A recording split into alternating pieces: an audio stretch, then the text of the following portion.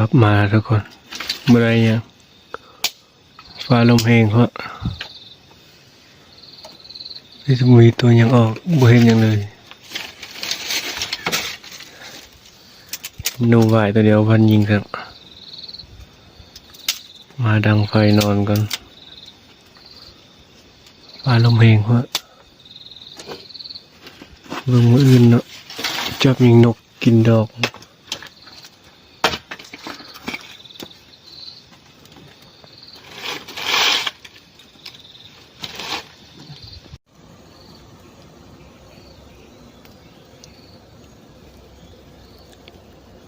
สบายดีตอนเช้าๆนะทุกคนตะเวนก็กำลังจะขึ้นหนาวกันเลยทุกคนเลยโอ้คืนก็ฟ้าลมเลาะการก็บ่เห็นตัวอย่างออกสัตว์อื่นบ่ออกน่าจะมีตัวเกาหลีกับตัวบ้างเนาะอันนี้เราบ่เห็นอย่างเลยพากันมานอนเลยเนาะหนาวให้บ่อยฉันเห็นสัตว์ก็เพราะว่าอันนี้ไปบ่เห็นตัวอย่างเลยก็เลยเลาะการน้อยเดียวเนาะถ้าเห็นสัตว์เห็นอย่างคือมาสุดก้อนนั้นจะการประมาณ3 รอบเนาะนี่บ่เห็นแล้วก็เลยการรอบเดียวเลยนะทุกคนฟ้าลมบ่ได้ยังเลยขึ้น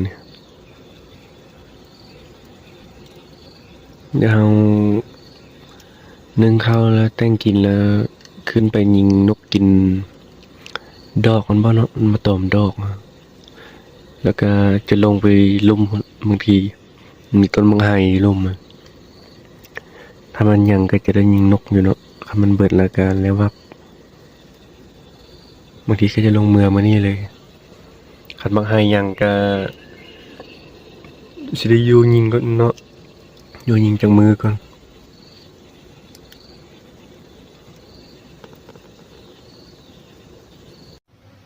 บ่าวตุนไปเลาะมาจับตัวนี้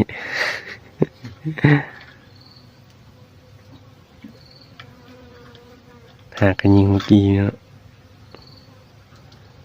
มาเป็นฝูงได้ตัวหนึ่ง